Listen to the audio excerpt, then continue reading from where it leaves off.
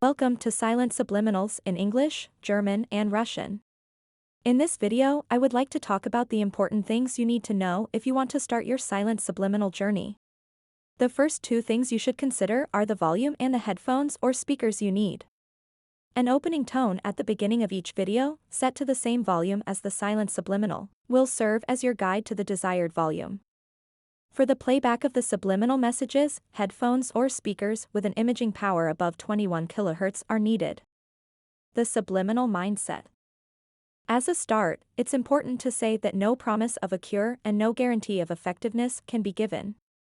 Improvement and change of any kind is always a journey and is highly dependent on oneself. Whether you think you can do it or not, you will be right no matter what. What does that mean for you now?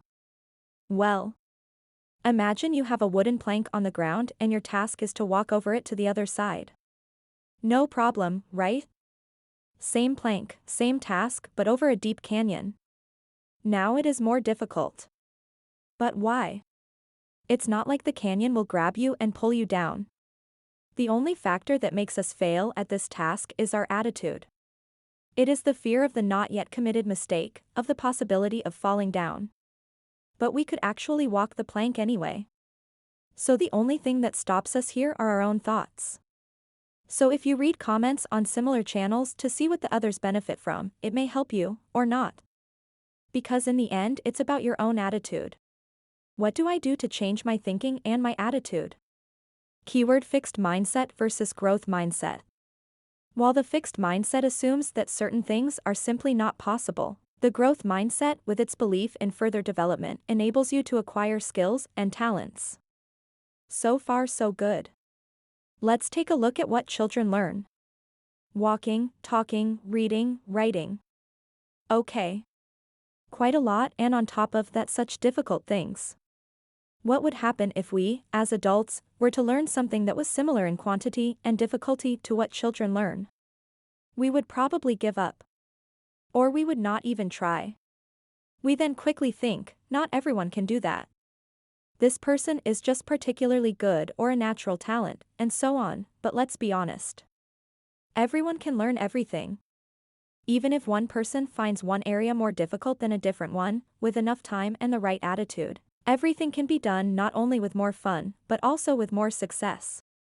Mostly we fail because we believe the negative things that others think or say about us. How well something is taught and whether people believe in us or not, plays a huge role. In the end, we only adopt the thinking of others and end up with, I'm just not a self-confident person. Or, I'm just not that athletic, or smart, and so on. But how do I change this concretely? You've probably heard about the two hemispheres of the brain. Let's look at it this way: the left hemisphere is the logical part, the prover. The right half is the thinker, the intuitive part. This part can think what it wants and think up all kind of creative things. His world is basically unlimited. So opposite him is this prover. He is like a detective. He looks at the thoughts of the right half and checks them for correctness, because in the end we have to make decisions and carry out actions, which in the best case are based on reality or should be true to reality. Otherwise we will have a problem very quickly. In short, the thinker thinks, I am rich. The prover looks at reality and says, you are broke. But what happens if you say I could become rich, or even better, I work every day to consolidate myself financially? There are no circumstances in reality that the prover can use to say, no, you don't work every day. Then he would already be claiming things that he can't yet assume because they still belong to the future. Another example: the thinker thinks, I joined a club this year. I have really become much more social. The prover says, yes, that's true about the club. Result: you feel good, but if the thinker thinks, I don't really talk about profound things in this club and actually all my contacts are totally superficial. Then your prover will say, yes, you talk about the score of each member and you actually only compare your performances. Result: you feel bad and less social, yet the sports club doesn't have to satisfy your thirst for deep conversations at all. And you're just overlooking the actual positive benefits by projecting your deficiency thinking onto circumstances, in which you can't or shouldn't change anything. Okay, but what does that mean now? Ask right questions or make statements in the right way. Hack your thinking.